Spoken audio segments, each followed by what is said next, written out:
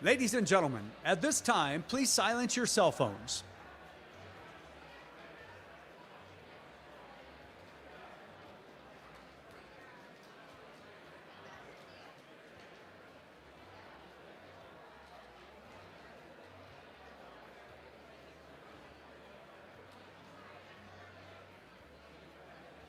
Ladies and gentlemen, at this time, please silence your cell phones.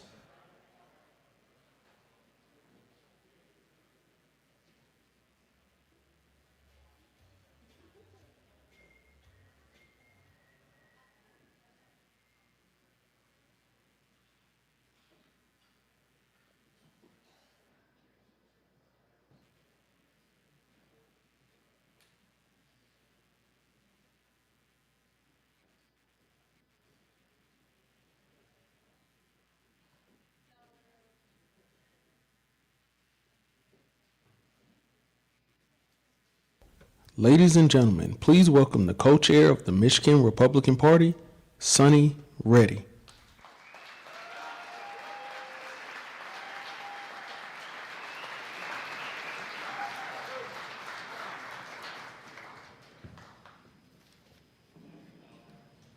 Good morning, Michigan.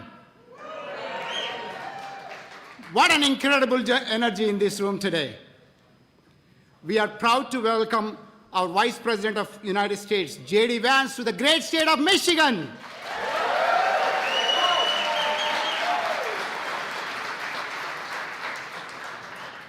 I want to start by thanking our chairman, Jim Runstead, for his strong leadership. Chairman Runstead has been working tirelessly to unite our party and to make sure Michigan Republicans are focused on what matters most: winning, serving, and delivering results. Let's be clear, Michigan is not a battleground state. Michigan is the state that will decide the future of America. You agree?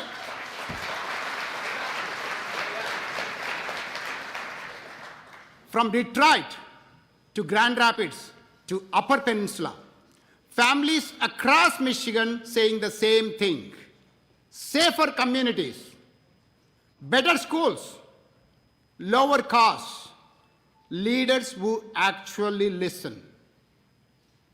And that is exactly what the Michigan Republican Party stands for.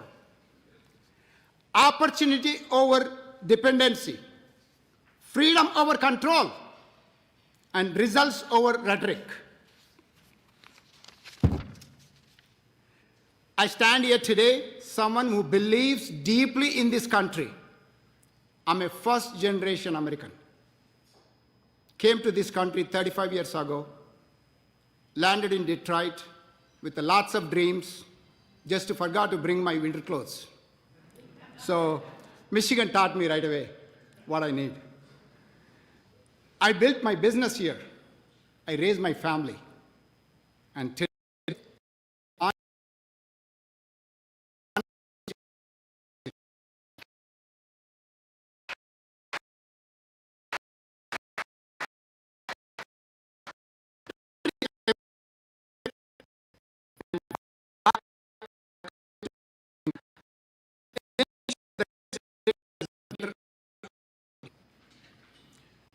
to the young people here in this room, we need you.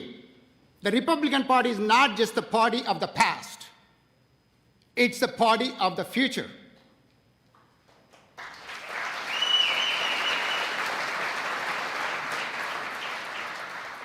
We welcome you. We need your ideas. We need your energy. And most importantly, we want you to lead.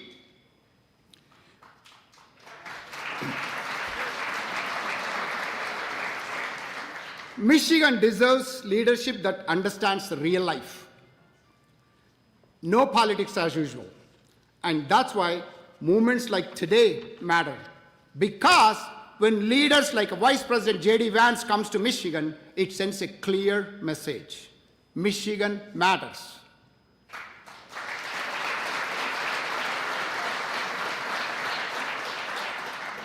Michigan families matter.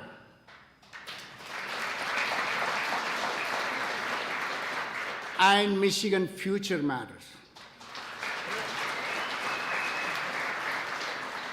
Vice President Vance has been a voice for hardworking Americans, people who feel freedom, people who feel forgotten, people who feel ignored, and people who are ready for a change. He understands what it means to fight for opportunity, to speak the truth, and to stand up for this country. So, let's stay united. Let's stay focused. And let's get to work, because the future of Michigan and the future of America depends on what we do next. Thank you all. Appreciate it. Thank you. Thank you very much.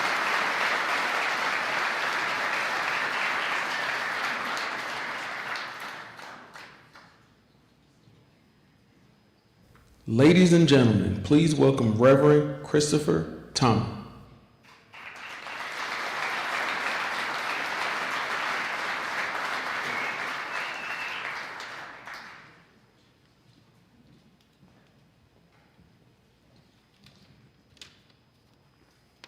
If you're able, please rise for prayer.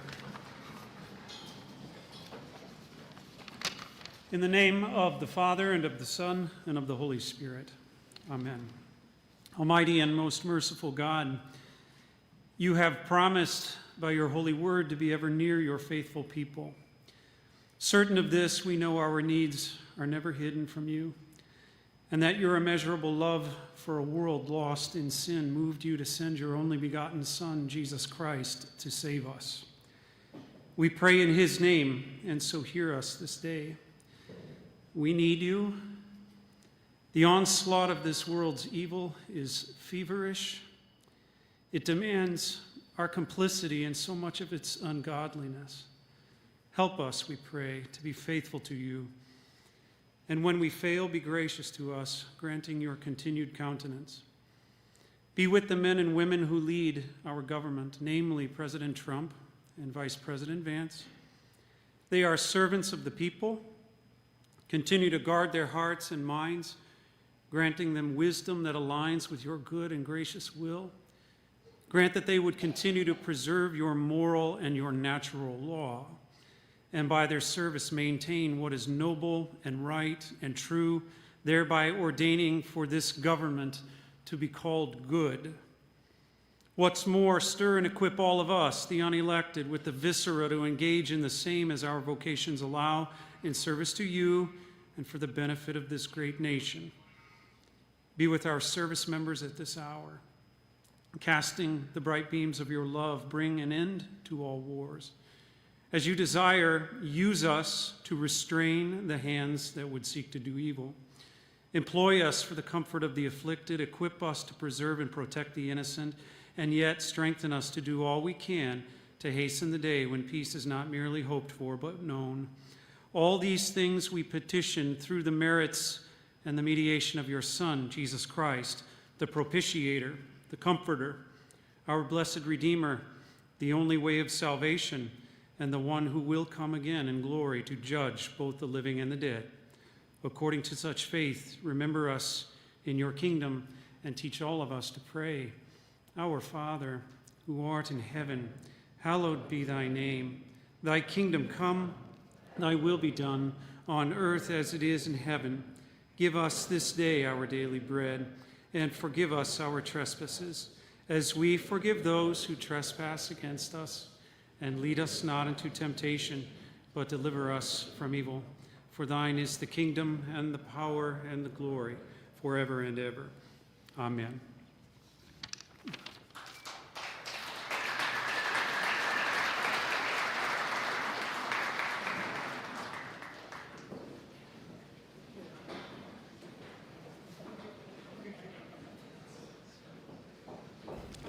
Ladies and gentlemen, please welcome Bill Watch.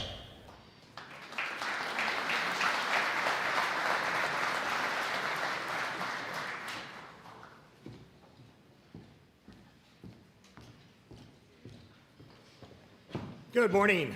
What a great day it is to be alive in America. It's my honor today to lead this esteemed group in the Pledge of Allegiance. So would you please rise and face the flag?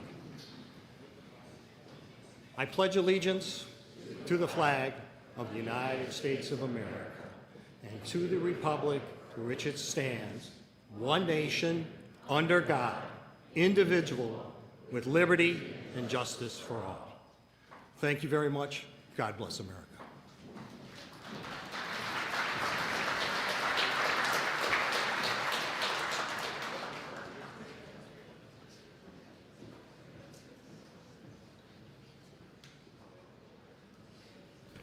Ladies and gentlemen, please welcome Grace Covelli.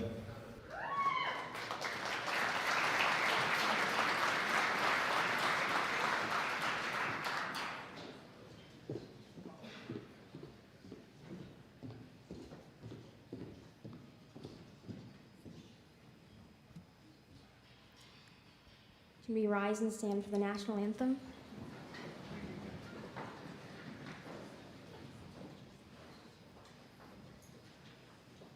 Oh, say, can you see by the dawn's early light what so proudly we hailed at the twilight's last gleaming, whose broad stripes and bright stars through the perilous fight o'er the ramparts we watched were so gallantly streaming, and the rockets' red glare, the bombs bursting in air, gave proof through the night that our flag was still there. Oh, say does that star-spangled banner yet wave o'er the land of the free and the home of the brave?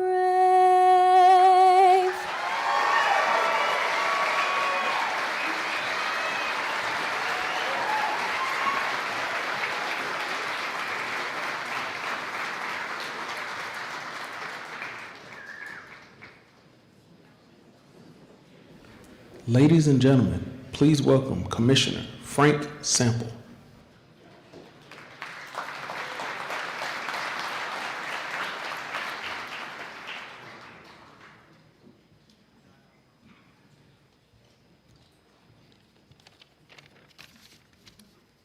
Good morning. I'm proud and thankful to stand in front of you today representing a second-generation family-owned construction company. We've been in business since 1986, and today more than ever, I couldn't be prouder to be an American-owned small business. Thanks to the Trump administration, our company was built on hard work, sacrifice, and the belief in the American dream. And that dream depends on the environment where small businesses are given the opportunity to invest, grow, and succeed. This administration's policies have unlocked those potentials. As a family-owned S corporation, one of the most impactful changes has been the 20% reduction on qualified business income, established in 2018.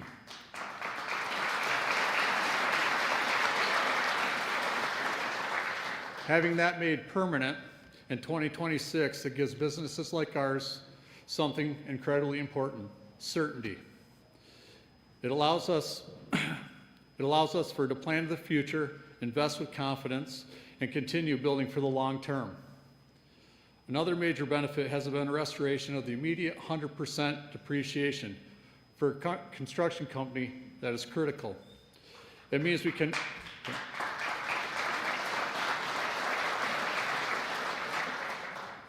now invest in new equipment that has improved safety, increases efficiency, and keeps us competing without being held back by years of depreciation schedules tying up our resources.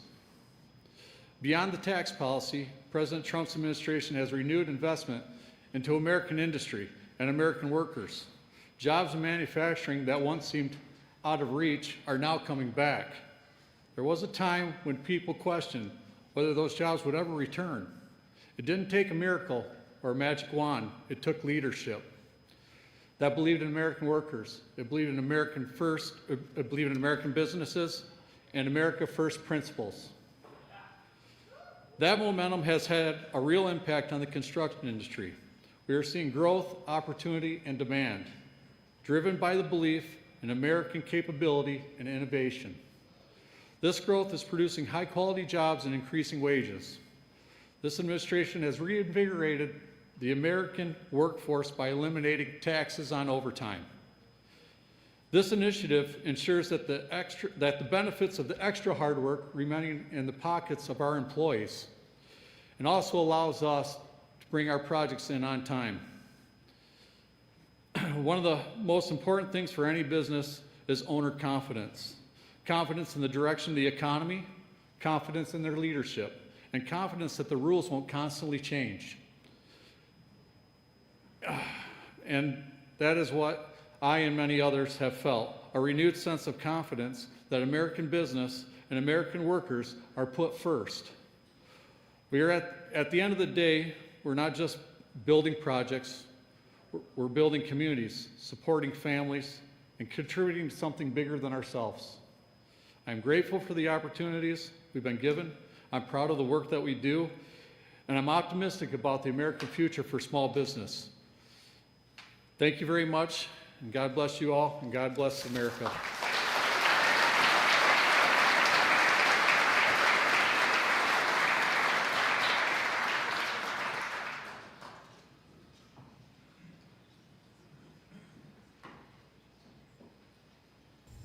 Ladies and gentlemen, please welcome Senator Ruth Johnson.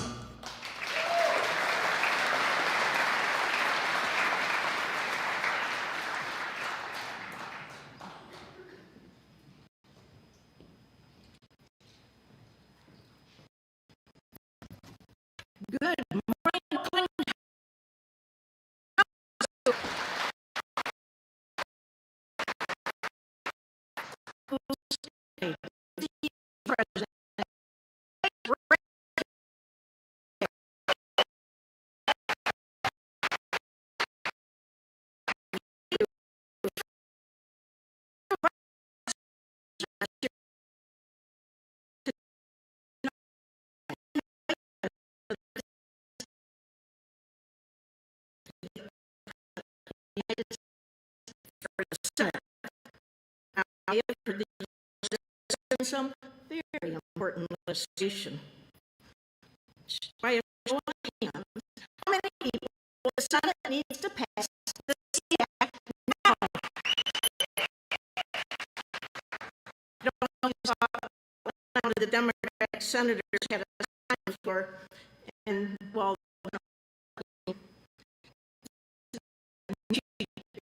you're allowed to have signs on the floor, and this one wasn't even accurate. The sign said, "This bill will stop married women from voting."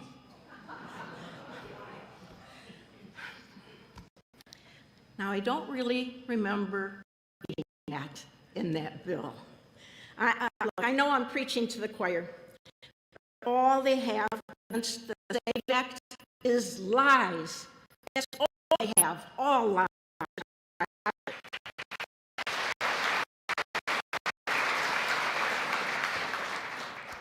The truth is, 70% of the Democrats support photo ID for voting. 71% of the Democrats, 83% of us support photo ID for voting. It's not partisan. It's about integrity. It's common sense. And thank you for supporting it. I can't tell you how much I appreciate it. As your past Secretary of State, I'm going to ask the women in the audience who are married and did change their name, could you raise your hands if you have a driver's license or state ID with your name on it? All right, keep them up. Now, keep them up. If you plan on voting in November and you're not going to do anything but show your ID, keep your hand up. Exactly. You're good to go. Women already know how to go to the Secretary of State's office with their marriage license and change their name on their ID. They've been doing it since before I was born, and that's a very long time. It's a scare tactic, and that's all they have. People need ID to get a library card to check out a book. Did you know if you want to get a fishing license in Michigan, you need a driver's license or state ID? It's just common sense. It works. Our Secretary of State does not support it. And as a past Secretary of State, I just can't believe it. She does not support photo ID. And incidentally, she is running for governor. Yeah, we can't let this happen. I'm telling you. We also need to make sure that only eligible individuals are voting, and that means verifying that people register to vote as U.S. citizens.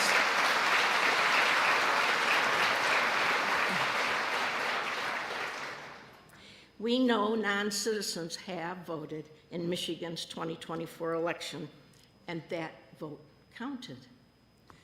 You don't have to take my word for it. The same Secretary of State that took my place, that opposes SAVE, found at least 16 of them herself. And she really didn't look very hard. We're now having county clerks in recent months who are finding more non-citizens who are on our voting rolls who have voted in our elections. Back when I was Secretary of State, I worked with my staff to do an exhaustive search, and we found 3,505 non-citizens registered to vote. We currently have the Secretary of State that doesn't like photo ID to ensure that we stop non-citizens from voting, and this is a huge problem. It disenfranchises eligible voters when somebody else votes that is not. That's why polling showed that Republicans, Democrats, and independents agree people should show proof of citizenship to register to vote.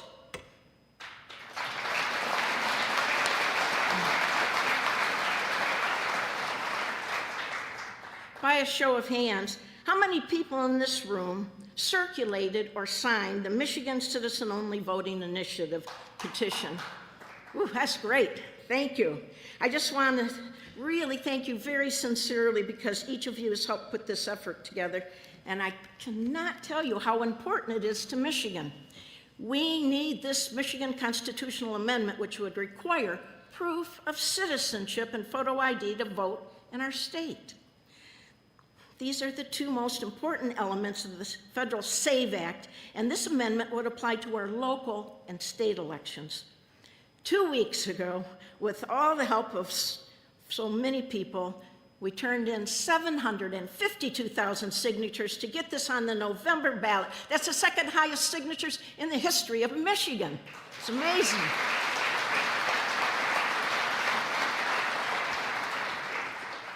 We could have never got it done except for we had 17,000 volunteers statewide, and every single person who took time to mail back those signed petitions.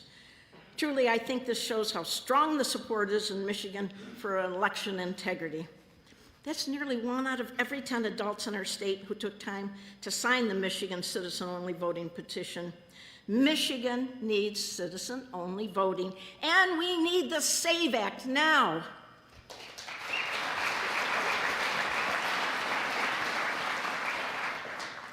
Our country needs Congress to pass SAVE Act and send it to our president, and we need Michigan voters to pass our citizen-only voting amendment this November. I want to thank each of you for being here today. I want to thank you for your leadership, for your work, and making America even better. Thank you so much.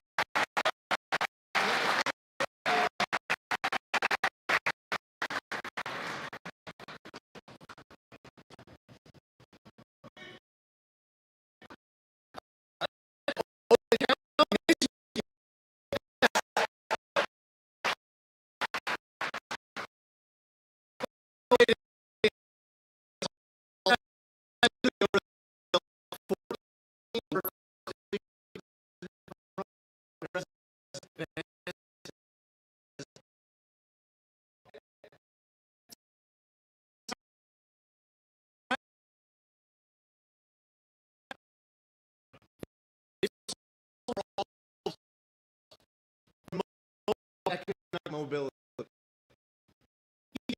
More reliable power as they've been tonight. For all Americans to put Trump back in office and make America great again.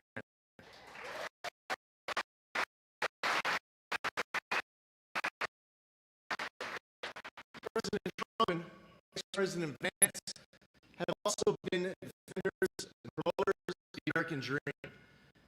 They've been ensuring that all of the agencies of this administration are pursuing immigration. That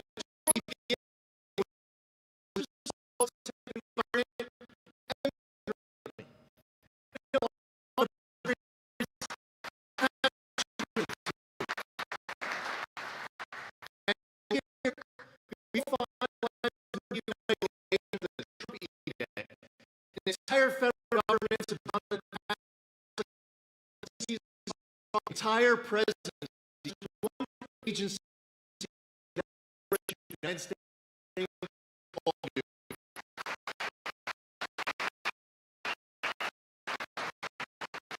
What does that mean for United States jobs in the U.S. industry?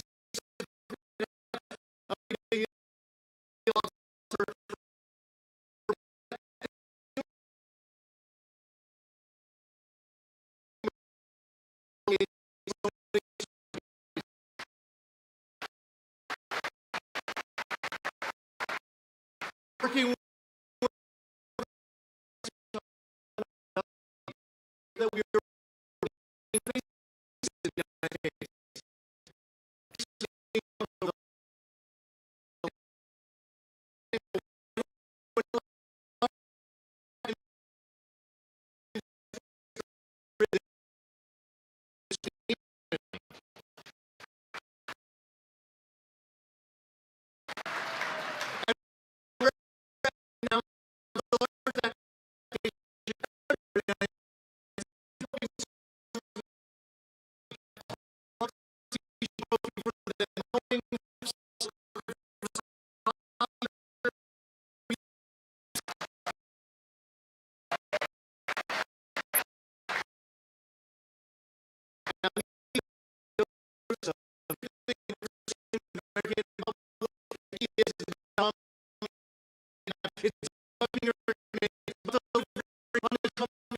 Every day, President Trump and Vice President Vance are no longer free or prosperous.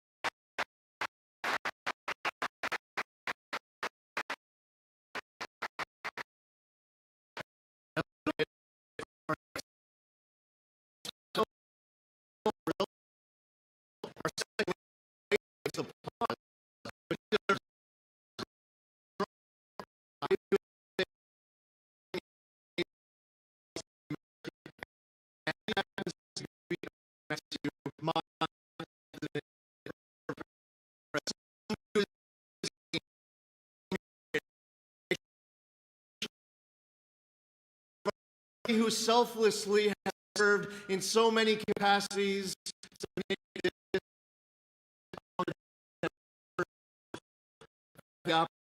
to call him a friend, to be our vice president, cameras around when it's the smallest group and setting, but the most important topics. He is serious about policy. He's a workhorse. He is someone who makes the entire administration stronger every day with his courage, with his talent, his experience, and his wisdom. Ladies and gentlemen, we are so fortunate and blessed to be able to call this man our Vice President. In welcoming, in greeting, our Vice President of the United States, JD Vance.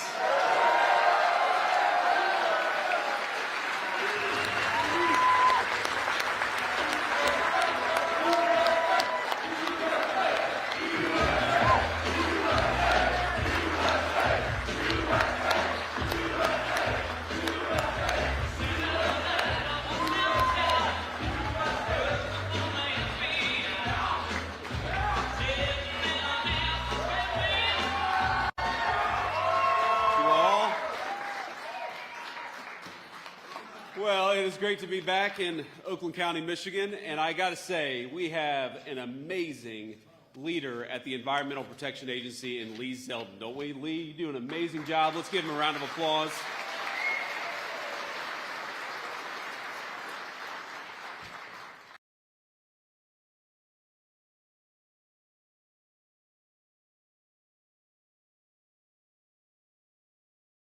A leader at the EPA who recognizes that we've got to protect American clean air, clean water. Of course, we all want a safe environment for our kids, but we can do that while still having the strongest economy anywhere in the world, and that's exactly what Lee Zeldin has done for us. He's been good for Michigan workers. He's been good for Michigan families. He's been good for building and making things in America because he recognizes that unless we cut out all these crazy regulations, just as President Trump recognizes, we're never going to rebuild the American dream. So, Lee, thank you for all you do, and for the Republicans in the room, which I hope is most of you, or at least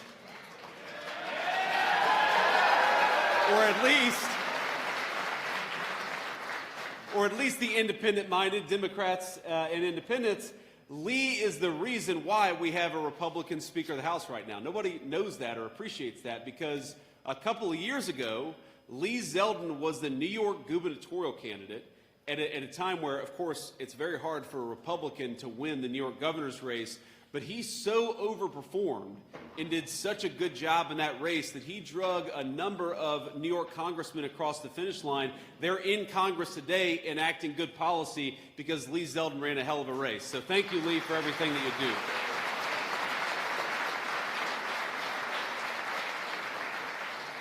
Now, just on a personal note, I am very, very grateful, and I appreciate the warm welcome you guys gave to our wonderful second lady, my lovely wife, Usha Vance. Thank you, honey, for being here.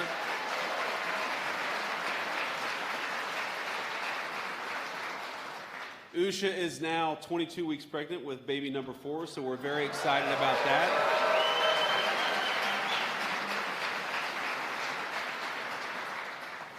And I remember when we decided to run for vice president, I said, honey, I really want to have a 4th kid. And she said, well, you can become vice president or you can have a 4th baby. But ladies and gentlemen, I am persuasive because I got both. But let me just say on one other personal note. So we left Washington this morning, which has the craziest weather anywhere maybe I've ever lived in my entire life. Washington, D.C., it's, if you hate the weather, just wait 10 minutes because it's going to change. So we get on the plane, and I look at my staff, and I say, it is cold in Washington. I hope that we're going someplace warm. And they said, well, we're going to Auburn Hills, Michigan. And I said, oh. I bet it's not warmer in Auburn Hills, Michigan, but you know what? Cold weather makes hardy people. It makes great American workers, and this is the hardest working state anywhere in the union with the best workers.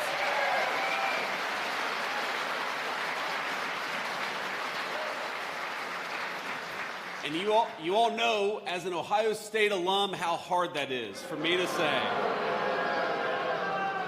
But I'm gonna give you just a little bit of grief here because, of course, this incredible business that we're in with 100 high-quality American manufacturers doing great things is called Engineering Design Services Incorporated. And I met some of the leadership just backstage, and of course, so many of you are the very people who work with your hands, you work with your minds, and you keep this great American renaissance in manufacturing going. The fact that we added over 2,000 manufacturing jobs in this state since Donald Trump became president is a testament to what you all make possible.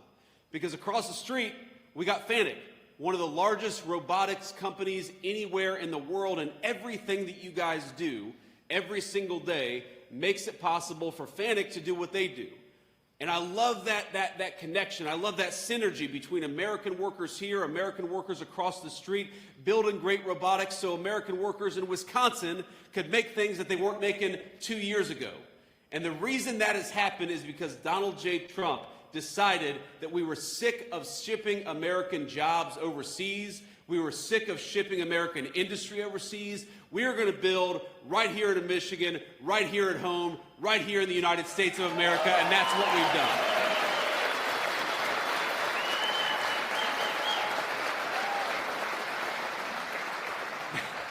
Now that said, as proud as we are of the great robotics that are happening right here and across the street, do you know that, and you all should be very proud of this, you know, Michigan is the #2 state in educational robotics adoption. I didn't know that until I was talking with somebody backstage. The #2 state out of 50.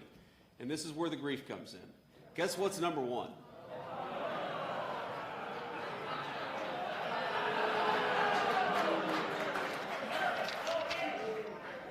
Sir, I won't even repeat it because I'm going to get absolutely ran out of town if I say that. But we all know that as much as Michigan and Ohio, we have such a great rivalry. We have that rivalry because these are two of the states that are the proudest when it comes to building things and making things and creating the American dream. And it's why I love this state.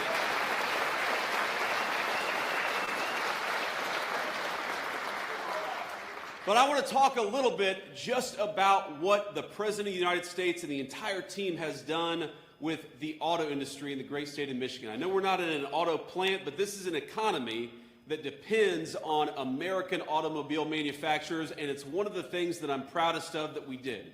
Because we inherited a country where Joe Biden and the Democrats were trying to wage war against our American automakers. They were creating thousands and thousands of pages of new regulations. They were going to war against American energy. They were trying to force every single person in the country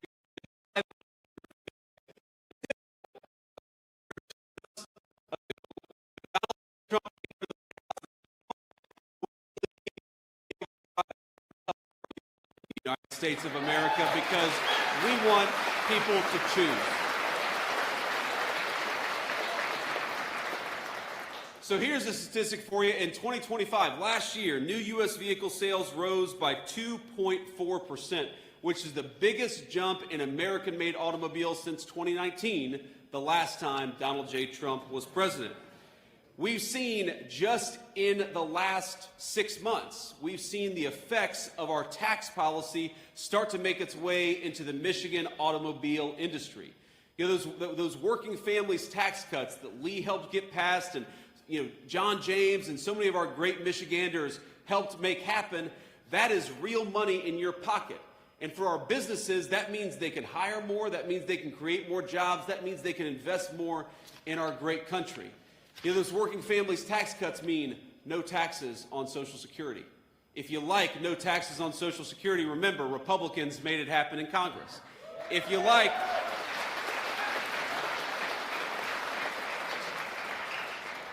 like no taxes on overtime, because we've got a lot of great overtime workers just here in this place, you ought to thank a Republican in Congress because congressional Republicans made no taxes on overtime happen, and Democrats fought us every single step of the way. And if you happen to believe that lowering taxes for people making less than $100,000 a year, and everybody else, by the way, is good policy, then again, we got to remember that it was congressional Republicans that made those victories happen. And I happen to believe, I'm fundamentally, I think a lot of you know this, I'm an optimist about this country. I think that we have great Democrats, great Republicans, great independents, but the Democrats in Washington, D.C. are a different breed from the Democrats that exist in most of the rest of the country. I was raised by two working-class Democrats. They were patriotic. My grandfather was a union steelworker for pretty much his entire life. I don't think he would understand the Democrat Party of Hakeem Jeffries and Chuck Schumer and Nancy Pelosi. because they don't celebrate American victories. They don't vote for lower taxes for American workers. They don't seem to be happy when America is doing well. And fundamentally, the reason I'm here is to get us to remember we've got an election. It seems like it's very far off. But the reality is, in just about 6 months, you're going to be asked to go to the polls, and you're going to be presented a question. Do you support the party that fights for fraud and illegal immigration, or do you support the Republican Party that fights for you, for lower taxes, and for good jobs right here in Michigan?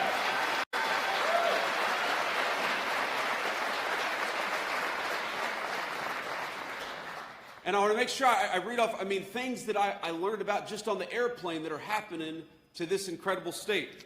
You know that Detroit Diesel, one of the biggest engine manufacturers, announced it was adding a third shift and recalling laid-off workers that had been laid off last year. Why do you think that happened?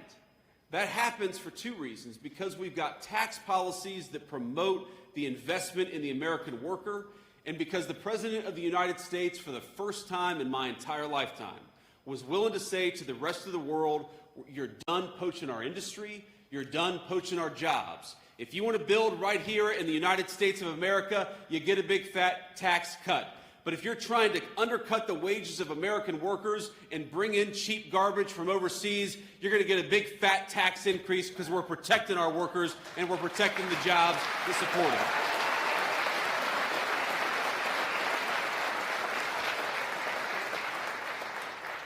So we eliminated the EV mandate. We eliminated a lot of the taxes that made it hard for us to invest in our communities. We had a President of the United States who was willing to go to war against those foreign companies and those foreign countries who are undercutting the wages of American workers. And that is how you get the results that we have seen just over the last 14 months. And I'll tell you, because I see him every day, I talked to him this morning before I hit the road to come to Michigan, the President of the United States is proud of this record, but he is more impatient than any person I have ever met. One of the things I love about him is he will constantly tell Lee, me, the entire economic team, will say, let's celebrate our achievements, of course, but what have we done today? What have we done in the last week? What have we done in the last month to keep this progress going? Now, there's a statistic I'm going to toss out at you, but I think all of you have felt this statistic in your hearts. Because under the Biden administration, the average American worker lost $3,000 in take-home pay. That was a combination of two things: higher prices, that terrible inflation problem that we had under Joe Biden's leadership, but it was also because of higher taxes. So every single one of us, we got about an average of $3,000 poorer while Joe Biden and the Democrats ran Washington, D.C. That is a very, very bad statistic. Now, the good news is, over the last 14 months under Donald Trump's leadership, the average American has actually increased their take-home pay by about $1,400. Now, that's a good thing. That $1,400 is money in your pocket. But what it also means is that a lot of our families are still struggling because of that terrible hole that Joe Biden and the Democrats put us in. And for so many of us, the question in November is going to be very simply, do we support the people who made us hundreds and hundreds of dollars richer, or do we support the people who made us hundreds and hundreds of dollars poorer? Let's support the people who made us richer, more prosperous, and more secure, and that's the congressional leadership in Washington, D.C.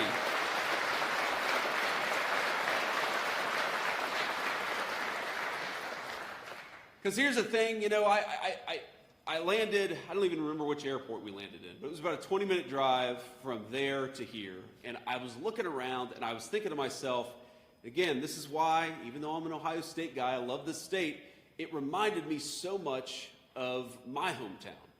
You've got some of these beautiful old homes that I saw, places that are harken back to an era of American greatness when we built these beautiful buildings, and some of them looked amazing, and some of them, let's be honest, looked like they were struggling.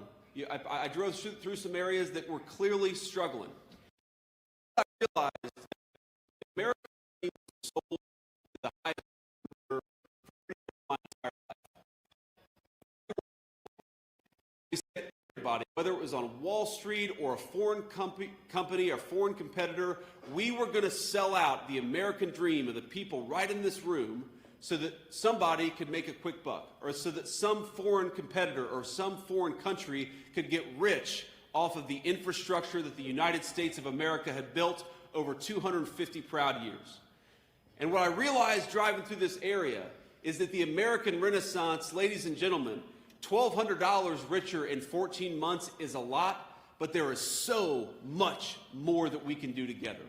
There is so much more to be built, so much more to be reclaimed, so much more to be made anew in the United States of America. But it's not going to happen by going back to the failed policies of Joe Biden and Nancy Pelosi. It's going to be by doubling down on the policies of Donald J. Trump and the people who love this country.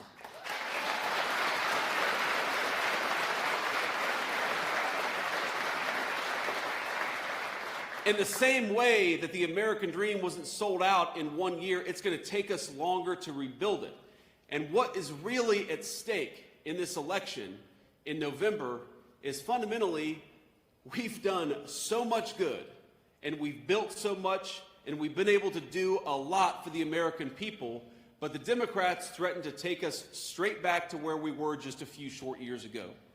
And we all know the economic statistics. We all know the fact that we felt it in our pockets, that everything from groceries to our home electricity bill was going up at a level that it hadn't gone up in 40 years under Joe Biden. But it's not just that. Because the American dream, my friends, as you all know, it's not just about going out and being able to buy something, as important as that is. It's not just about the economics, the dollars and cents, though of course we demand that our citizens become more prosperous. It's also about peace and security. It's about being safe in your own home. It's about what I think of as a classic American idea that just because you grew up in a poor family like mine doesn't mean you shouldn't be able to walk down the street in safety and security in your own country. And that is what Joe Biden and his leadership and Nancy Pelosi and all these clowns in Washington, that is the thing that they tried to take away the most from us. Where do you think the fentanyl that flooded our streets and killed hundreds of thousands of our citizens came from? It came from Joe Biden's wide open border. Where do you think the highest crime rates, the highest murder rates came from during that administration? They came from the fact that we went to war on the police rather than on the criminals who committed crimes. Where do you think the fact that we had elevated murder rates, not just in our big cities, but in our small towns, because we let in hundreds of thousands of violent criminals into the United States of America? So when I talk about the American dream, I mean, number one, that I want you to have a good job that pays you a good wage, that allows you to put food on the table, but also take a couple of nice vacations every year. But what I also mean is that we need to get the people who are making our cities less safe the hell out of our country and focus on American citizens first.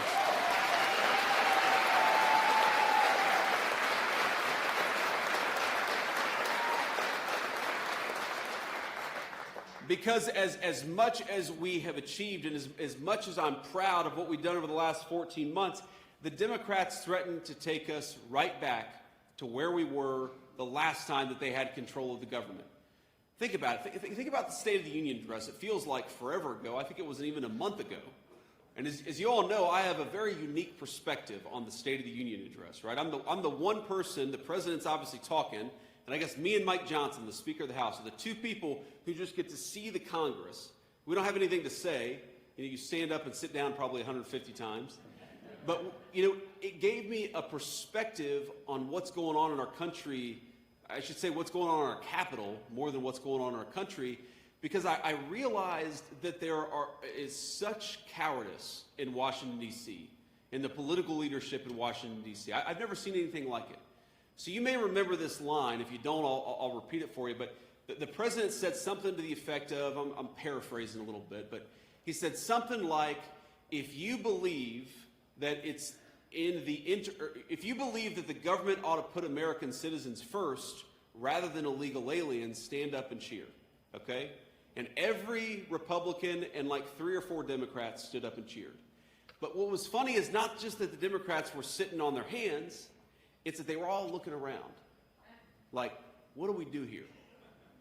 And what kind of a person is elected to serve in congressional leadership and has to look around at their peers rather than stand up and clap for the basic idea that the American government should be fighting for you, not people who are fraudulently in our country? What kind of a person can't stand and clap for a 6-year-old girl who was hugging her father because she was, a little nervous, she was in the public spotlight, but we were celebrating this 6-year-old girl because she had survived a criminal attack from an illegal alien who shouldn't be in this country, and the Democrats couldn't stand and cheer at that. And the thing that I took away from that is much more than any political issue, any policy issue.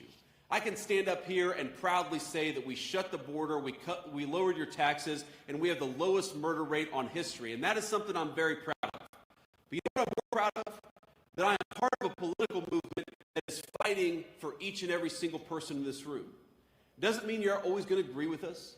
Doesn't mean you're going to agree with everything that congressional Republicans do in Washington, D.C. But what I do know is that they wake up and they think, how can we best serve the people of this community and the people of the United States of America?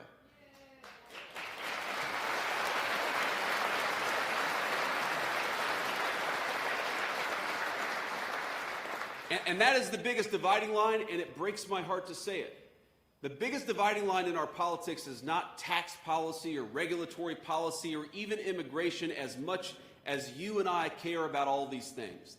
The biggest dividing line in our country is that we have in Washington, D.C., one political movement that is dedicated to fraud, to illegal immigration, and to making sure that this country is safe for them rather than safe for us.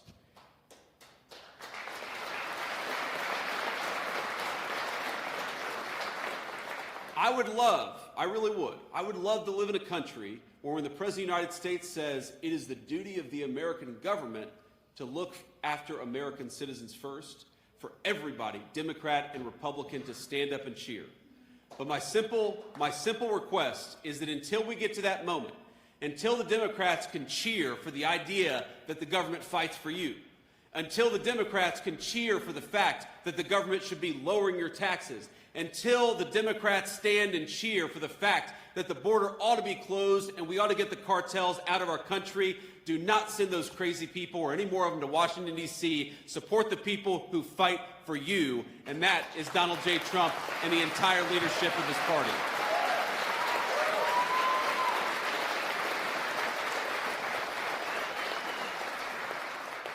Okay, so I've said everything, or at least most of what I want to say here, but I want to just give one note of shout out to our fellow Americans in this community who have suffered a little bit in the last couple of weeks, and then I'll take some questions from the reporters. So I believe we're only about half an hour or so away from the facility Temple Israel, the synagogue that was attacked by a terrorist not even a week ago, I believe.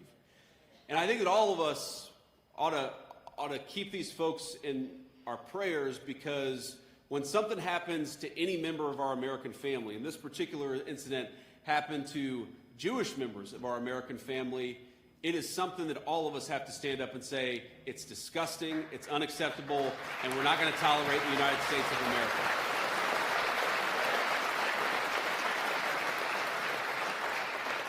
So I hope all the folks from Temple Israel know that we're praying for them, we're thinking about them, from the President of the United States, the Vice President, and everybody else. And we're proud of how you've handled this particular situation, because it is tough. In particular, there was a police veteran who was a security guard by the name of Danny Phillips. And Danny Phillips was one of the heroes that day. He was injured protecting the people in that community. And I hope all of us will give a big round of applause and a prayer to Danny Phillips. He's the very best of this country, and sometimes you see the very best on our worst days.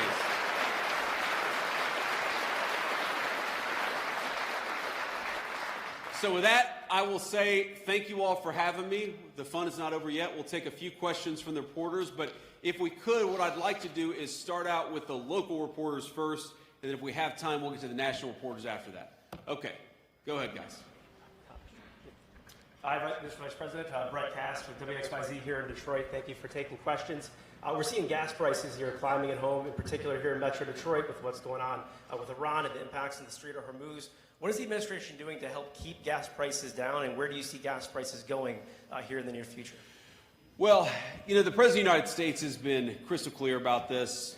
Look, gas prices are up, and we know they're up, and we know that people are hurting because of it, and we're doing everything that we can to ensure that they stay lower. I will say, the President said this, and I certainly agree with it. This is a temporary blip, okay? What happened under the Biden administration is that gas prices were high for 4 years. Gas prices are higher right now, and frankly, they're not even as high as they were during certain parts of the Biden administration because of what's going on in the Middle East. It's not going to last forever. We're going to take care of business. We're going to come back home, and when that happens, you're going to see energy prices come back down to reality. But in the meantime, we got a problem. We know that we have a problem. We're doing everything that we can to address it.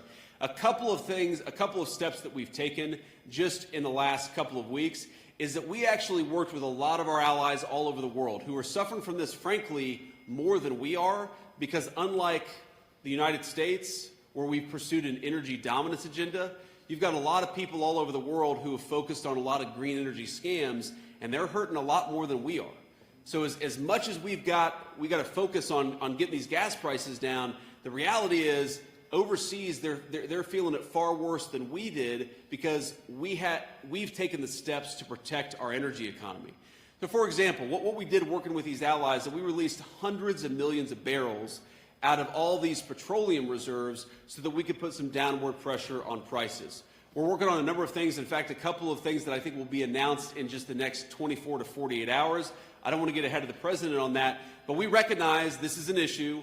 We are fighting against it, and we promise that when this conflict draws to a close, when this operation draws to a close, we're going to see those energy prices come back down to reality, because that's what the president promised to do.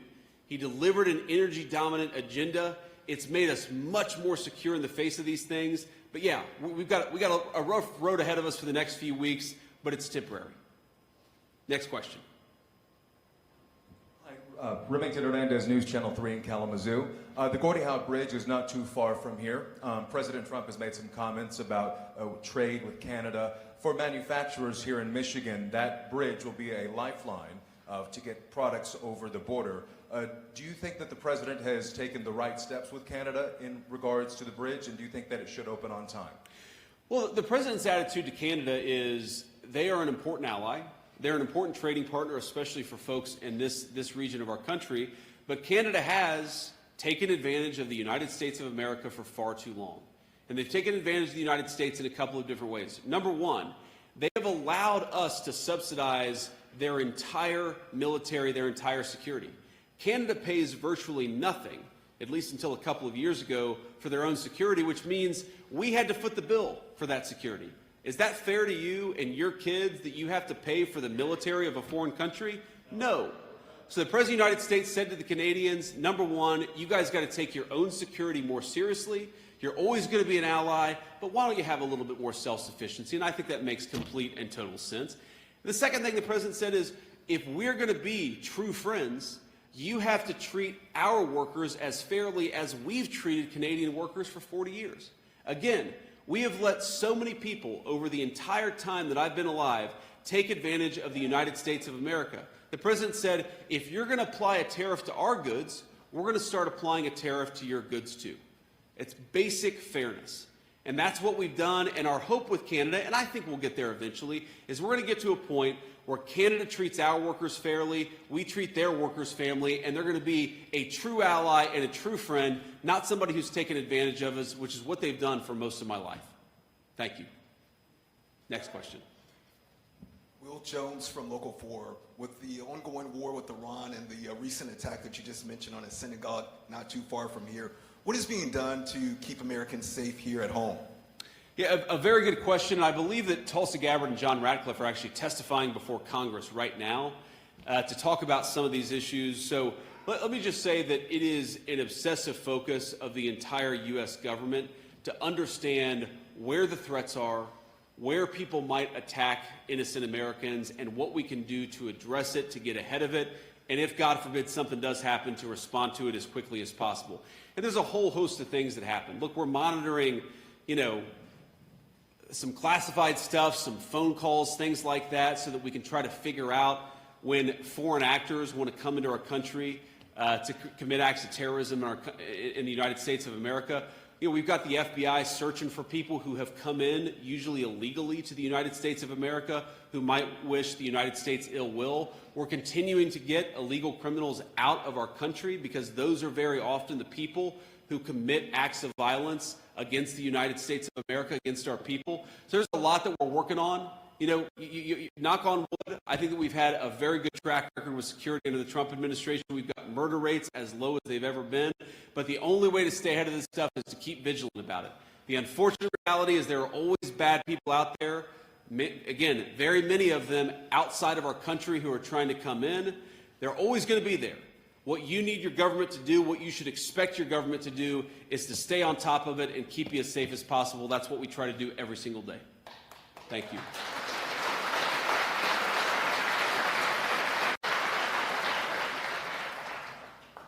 Colin Jackson, Michigan Public Radio Network. We're seeing ICE expanding its presence in Southeast Michigan with developments in, near the airport in Romulus and office spaces in Southfield. And I'm wondering what words you would have to say to community members who may be concerned that this might lead to an increase in aggressive immigration tactics like we've seen in Minnesota or Chicago. Well, what I'd say is that you know, ICE is a very simple job, and it's not just ICE, it's the entire federal government, law enforcement agencies, the various, you know, three-letter agencies that exist within the federal government. It's to make people safe. And ICE in particular is trying to get violent criminals out of the United States of America. People who have no legal right to be in the United States of America, the best thing they could do is just go home voluntarily. That would be the easiest thing. And I always find it a little bit weird when congressional Democrats or others say, how dare you? And then the thing that they're so offended by is that we're getting illegal aliens, many of them with criminal records, out of our country. How dare we? That's exactly what we should be doing. That's what we promised we would do when the American people elected Donald J. Trump president of the United States, to protect the American people. You heard the last questioner, you know, asking justifiably about how we're keeping people safe. One of the ways that we keep people safe is by making sure bad people are outside of our country rather than inside of our country. And if they're inside of our country, inside of a jail cell, which is where they should be.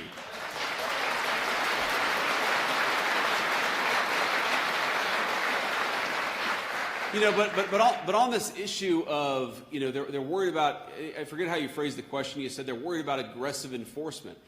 We have had ICE and immigration enforcement operating in 50 states, in red states and in blue states, in very, very blue cities and very, very red cities without any incident.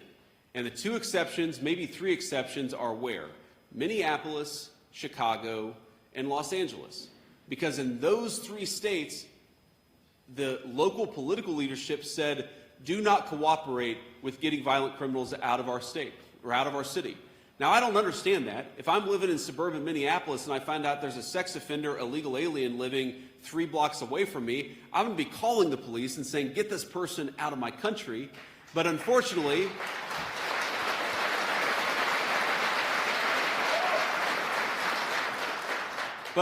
you've had some governors and a couple of mayors who have said they're going to do everything possible to create civil strife by blocking immigration enforcement. What I would ask people in town to do, what I'd ask everybody in these communities to do, is just tell your local leadership that you want them to cooperate with getting bad people out of the United States of America. So long as we've got the cooperation and so long as we're working as a team, the chaos that you see in Minneapolis, it's not going to happen. It only happens when you've got broken and dysfunctional political leadership that tries to stop us from doing our jobs.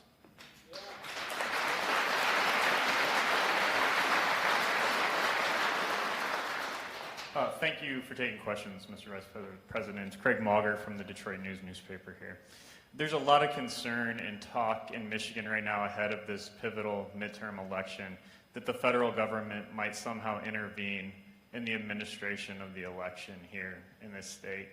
Do you have any promises that you would make that the federal government will not intervene in any way in this election, or what would you tell people in Michigan who are concerned about that? Well, what do you mean by the federal government intervening in the election? That's the first I've ever heard of it, but maybe I don't understand the question. I believe the president has talked about nationalizing elections in recent months himself. You know, it's state. Well, if what you mean by intervening in the election is that we want everybody to have a voter ID before voting in this country, yes, we should be doing that, to be clear.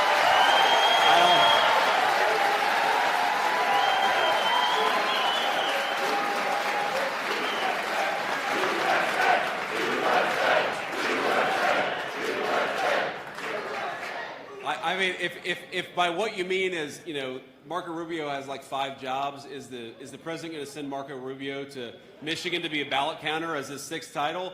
I don't think so. I haven't talked to the president or Marco about it. But look, there's a lot of scare tactics, and there's a lot of scary language floating around there. You know, the president and I have been working very hard, and we actually got a good vote yesterday in the United States Senate on the Save America Act, which is a very simple piece of legislation that does a number of things. But one of the things it does is actually establish this very simple principle that if you're going to vote in a federal election, you ought to show identification before you do so. I think that's very much common sense.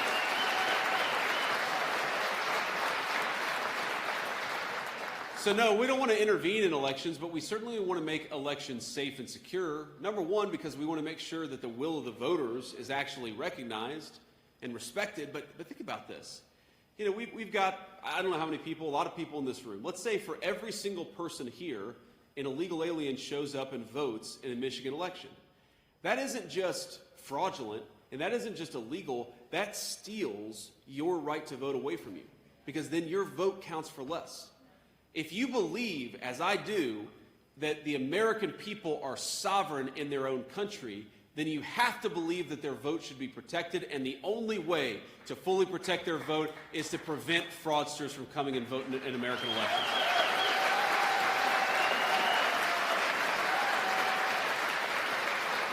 Okay. And we'll take just one more question. Hello, Mr. Vice President. Ben Solis, Michigan Advance. Joe Kent resigned from his post over his objection to the war in Iran. He was among those Republicans who was pretty dedicated to Trump's agenda and the MAGA movement. So how does his exit speak to the fracture of that coalition over the war? And what can you say to those who deeply believe in the president's agenda but are really worried about the consequences of what the war in Iran holds? Well, look, I mean, the president has said this, I've said this, nobody likes war. Right? And I guarantee the President of the United States is not interested in getting us, you know, in the kind of long-term quagmires that we've seen in years past. I know the president. I know the way that he thinks about America's national security. That is not a risk with this president at all. What he has also said consistently for 10, 15 years, maybe even longer, is Iran cannot have a nuclear weapon, and he's willing to take action, diplomatic, ideally, but military action if he has to make sure that that doesn't happen. That's all this is about. We don't want the Iranians to have a nuclear weapon. The president's been clear about this, and that's what led to the president's decision of, about 3 weeks ago. Now, you ask about Joe Kent. Now, I know Joe Kent a little bit. I like Joe Kent. You heard the President of the United States say yesterday that he likes Joe Kent, too. But it's one thing to have a disagreement of opinion. I know the president very well. He welcomes differences of opinion. He likes it when people express their views about what should happen. He listens to everybody. It's one of the great things I like about him is that whether you're the gardener at Mar-a-Lago or whether you're the Secretary of the State, the president cares about what you think about an issue. He recognizes that everybody has smarts and everybody has wisdom. That said, whatever your view is, when the President of the United States makes a decision, it's your job to help make that decision as effective and successful as possible. And so the president said this yesterday, if you are on the team and you can't help implement the decisions of his administration, he has the right to make those decisions, then it's a good thing for you to resign. And I think that's exactly right. It's fine to disagree. But once the president makes a decision, it's up to everybody who serves in his administration to make it as successful as possible. That's how I do my job, and I think that's how everybody in the administration should do their job, too.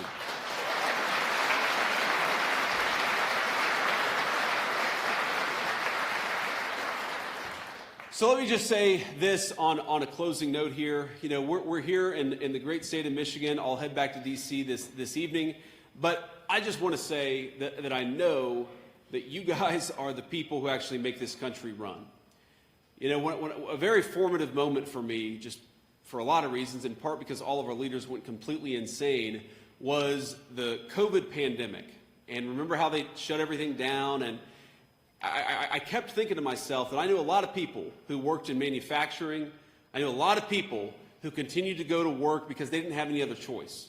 And frankly, while the United States of America would do just fine with a few fewer people on Wall Street on Microsoft Excel, America doesn't do fine at all if our manufacturers and the people who build and make things don't show up for work and make sure that America has the stuff that it needs. So one of the ways that we think about our administration, one of the ways that we think about our goal is that we serve you. You fought for us for long enough. We have to fight for you. You've done your job for the United States of America, and you're going to keep on doing it. It's time to have a government that works for you. Now, I mentioned this earlier. For my entire life, the story of my hometown was another factory closed, another place that provided good jobs to the moms and dads of my friends was going overseas, another family that faced financial stress because mom or dad lost a job was getting divorced because of the financial pressures created by stupid policies coming out of Washington, D.C. And I just want you to know, I said this the first time I ever spoke as the vice presidential nominee, and I'll repeat it right now, I will never forget where I came from. Part of what we're trying to do, the biggest part of what we're trying to do, is stop the bleeding and reverse it to where factories were closing down for my entire life. Now factories are being built back up. Where engine manufacturers were shutting down shifts, now they're adding shifts.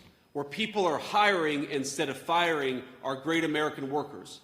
That is what we're trying to do in the Trump administration. And 14 months in, I think that we've got a lot to be proud of and a lot to build on and a lot to keep working at. But I just want you to know, thank you, but I just want you to know that no matter what you see come out of Washington from the crazy radicals, no matter what the media reports on and tells you, the President of the United States sends this message and the Vice President of the United States agrees with it wholeheartedly. You are the beating heart of the United States of America, and the Trump administration will never stop fighting for you every single day. God bless you all, and thank you for having me.